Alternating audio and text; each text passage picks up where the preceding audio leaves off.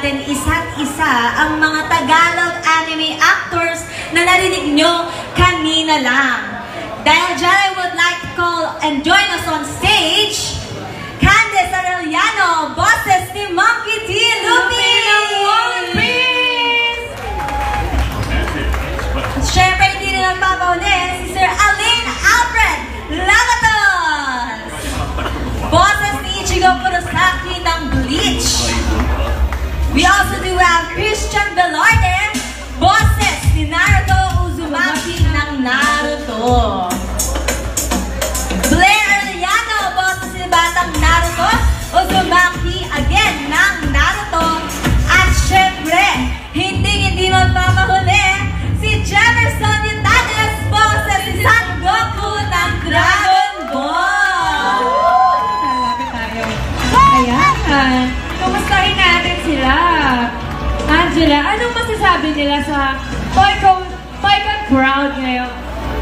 Yes, ayan, sobrang habang nag-iisip ng sagot ang ating mga Tagalog anime creators, sobrang nata-trip to memory lane ako. Dahil of course, dahil ako din nanonood ng anime lagi sa TV at narinig ko ang kanilang mga boses. Kayo din ba nanonood ng anime? Ayan, so syempre excited sila na makilala ang voice behind the Tagalog dub versions ng anime sa ating bansa, diba? So again, kamusta naman po ang Toycon for you so far? Ngayon lang ako nakapunta rito eh. Ano ba? Ay, oo nga. First time. First time ko nakapunta rito sa Toycon. Grabe! Hanggang ngayon, kinakabahan ako. Ayan, ikaw naman, Sir Alfred, anong masasabi mo? Are you excited? Are you kinakabahan din? Excited. First time ko ito actually. May mga nakalipot ka na ba sa ating mga booths? Mamaya, lilibot ako. So ayun, good afternoon everyone. My name is Alfred. Ako po ang boses ni Ichigo Kurosaki. Yes, okay. How about you, sir? Hello guys! Ako po si Christian Velarde, ang inyong Naruto for Naruto Shippuden. First time ko din mag-Toycon and we would like to thank Calico for having us here today. Na binigyan kami ng chance sa mga voice actor para ma-meet and greet namin yung mga tao. Thank you so much din sa pag-suporta nyo sa Tagalog topic. Yun, syempre mahalin natin ang sariling atin, di ba? And of course, si Young Naruto. Ano naman feel ng Young Naruto natin? Magandang hapon po sa inyong lahat! Pepe! Iba pala ba sila? Pangalawang beses ko na pong mag-Toycon and nagpapasalamat po ako sa Calico Toys. Dahil kung hindi po dahil sa kanila, yung mga katulad po naming damer ay hindi po kayo makakaharap! Maraming salamat po sa inyong suporta sa amin! Hindi po namin kayo makakalimutan! Maraming salamat po! Okay, akala namin hindi po namin kayo tatantanan! Okay, syempre si Son Goku po, nagaling pa pong planet Vegeta yan, sir. Ano pong masasabi niyo, sir? Kamusta naman ang biyahe? Ayun, napaka-traffic. Sobra. Buti ka, nakarating pa ako. Akala ko hindi na ako makakarating eh. Ayun, maraming salamat po. Actually, first time ko sa Toycon, pero sa mga anime convention, lagi po akong laman ng stage, no? At first time ko itong magkakaroon ng signing event, no? With Calico Toys. Uy, si Ate Vilma! Isa rin po sa voice actor yan, legendary po yan. Yan, nag-boses po kayo, no? Kay Sarah! Kay Princess Sarah, di ba? Wow, sample naman! Yan, nasa na po si Miss Menchi. At Sailor Moon pala. O, Sailor Moon. Ayan. Grabe. Princess Sarah, maraming salamat si Ate Vilma Borromeo. Vilma Borromeo. Grabe, legendary na rin po yan. Sobra.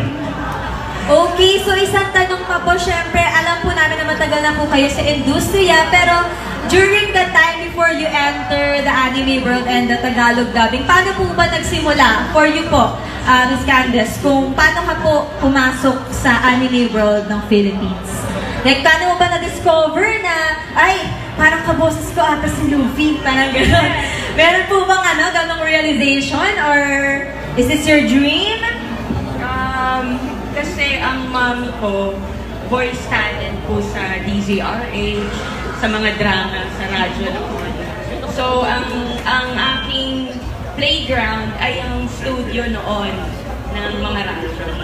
Tapos, bale, nag-start sa movies, dubbing movies, tapos yung telenovela, tapos yung anime. Yung sa One Piece, nag-audition kami doon. Grabe, palakpakan po natin. Sobrang, kumbaga parang, you were born for this talaga, no? For this world. How about po si Ichigo? Paano naman po natin na-discover and how did we start our journey with Tagalog dubbing po? Going bulilit ko. Ayun na kami nakaka-recognize po kay Sir Alain Alfred Labatos. Ayan. Medyo may paklu na po kung saan siya nagsimula.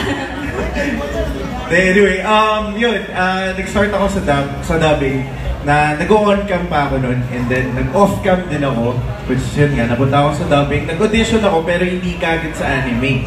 Nag-audition ako for a telenovela. Tapos, nag-dub din ako ng iba't ibang anime pa bago ako kinuha ng GMA. Actually, ang unang boses talaga ni Ichigo Kurosaki ay si Mr. Marky Shelo. The late Marky Shelo. Tapos ako na po ang nagtuloy ng legacy na nasimulan ni Mr. Marky Shelo. So yun, isang karangalan din po. Sana mag-enjoy tayong lahat. Yun. Yes, so si Sir naman. Si Sir. I started dubbing hindi sa anime, Taiwanese. I auditioned also for the role. If you still remember, Meteor Garden, yung unang-unang Meteor Garden. Ang si Tawin Set, charot, joke lang. Si Shinha po, Sanchay. Ang nga pala kaibigan mo, si Shinha. And then after that, yun na, nagtuloy-tuloy natin. I moved to anime. Yun na po nagsimula ng aking career. Nag-path ng career ko as a voice actor. Great! Ang galing talaga ng mga journey ng ating mga Tagalog voice actors. May nanggaling sa Taiwanese, sa telenovela, even with the radio, starting from there. And of course, our last two Tagalog actors, paano po nag-start yung ating journey? If you want to share, or baka may mga tips din po kayo sa mga gustong mag-Tagalog dubbing in the future, di ba? Yung mga next generation. Nagsimula ako kasi yung dressing room namin sa Pwedeng-Pwede. Kaharap yung booth ng dubbing. So lagi ko narinig, yung bumubukas yung pinto, may nagsasalita ng cartoon. So pumasok ako. Sabi ko sa director, baka pwede po ako mag-audition kay Danny Mandia.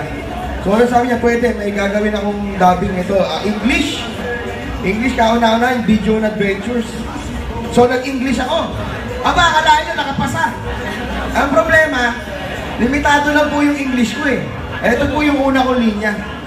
Hi, I'm Taichi Yagami, a 5th grader at Bible Elementary School. Hanggang doon na lang po yun. Huwag yun na akong dadagdagan.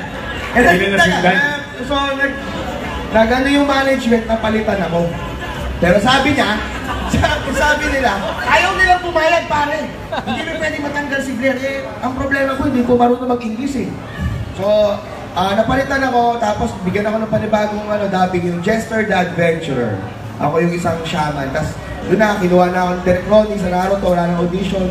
Hanggang doon na po nag-umpisa ang aking karera. Hanggang ngayon po, ito po ang aking trabaho at mahal na mahal ko po ito. Maraming salamat po.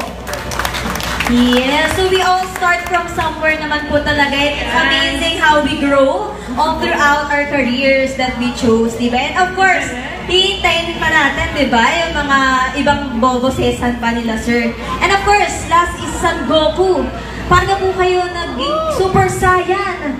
Bigla, nandun po ba, agad-agad po bang Goku? Or meron pa po ba tayong mga actually, I started as a radio talent sa DZMM noon, yung Radyo under Tito Joey Galvez. Then, after that, nung nakapasa ako, yung first, yung audition ko nung time na yon, pinatry nila ako sa dubbing, which is telenovela, yung Cassandra, kung natatandaan nyo. Kasi sa ABS-CBN, before, pagalingan ng grupo yan eh. So, sino yung mapipiling grupo? But unfortunately, hindi ako nakapasa. Yung grupo namin, hindi nakapasa doon sa una. Then, binigyan kami ng ibang project, which is yung Tico and Friends. Yun yung first anime ko, na ang role ko ay yung Scott, yung tatay, Linanami, at yung kumiki ng Gabalgena. Then, as Son Goku, actually, si Nesty Ramirez, yung kinalakihan ko rin, no? Kung natatandaan nyo, way back 1989, nagsimula ang Dragon Ball dito sa Pilipinas. No? O, English pa yan. English. Nagka-hami-hami wave na po kami sa bahay. Tapos nung 1990, kasi idol ko yun eh. Totoo, idol ko yun.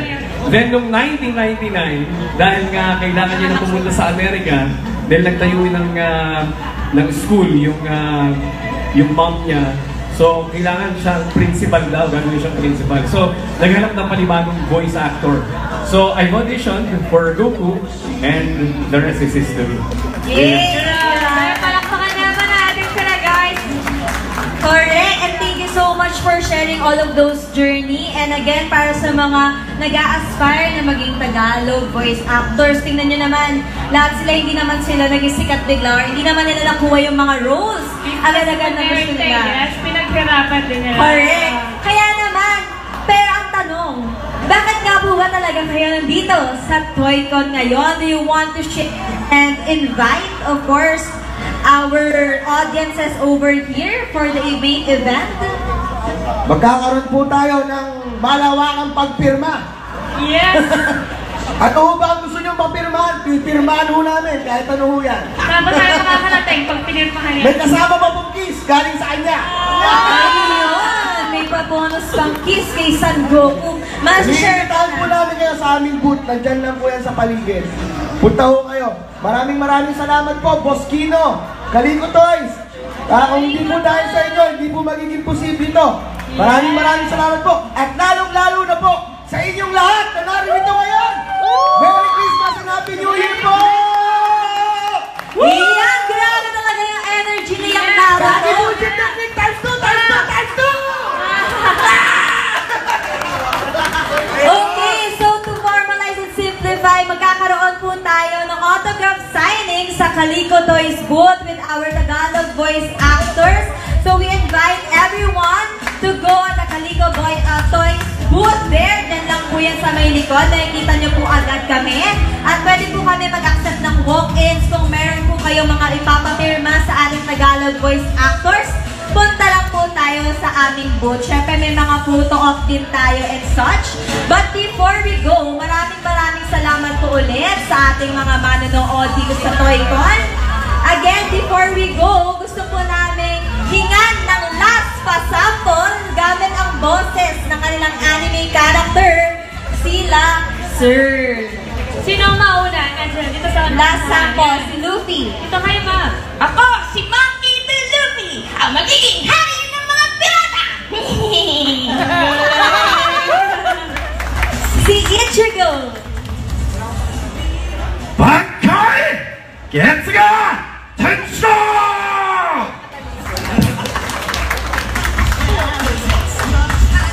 Uzumaki Naruto! At ako ang susunod na Hokage! Han! Han! Anong pinipicture-picture niyo yan, ha? Ako si Uzumaki Naruto! At magiging isang Hokage ako balang araw! Kagi bullshit technique times 2, times 2, times 2! Rasengan! O mga bata, kaya huwag kayo mawawala. Hanggang sa susunod nating pagkikita, wala munang paalam.